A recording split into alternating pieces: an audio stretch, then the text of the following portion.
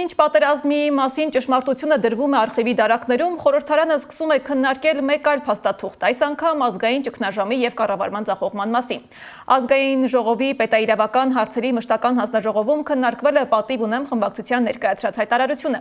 Խմբակցության ղեկավար Հայկ Մամիջանյանը ներկայացրել է, որ այն որևէ կապ չունի իմպիչմենտի նախաձեռնության հետ, որը շարունակում է ընթանալ առանձին ընթացակարգով։ Իշխող խմբակցության падգամավոր Արփի Դավոյանի արձագանքն էլ բավականին կտրուկ էր, ասում է, եթե պատիվ ունեմ ակնկալում էր, որ ԿՊԱ-ականները կմիանան վարչապետին անվստահություն հայտնելու գործընթացին, ապա դա արդեն իսկ ձախողված ծրագիր է։ Չկա ինչ-որ բան, որ իրանց ամենօրյա կյանքի հետ առնչվում է։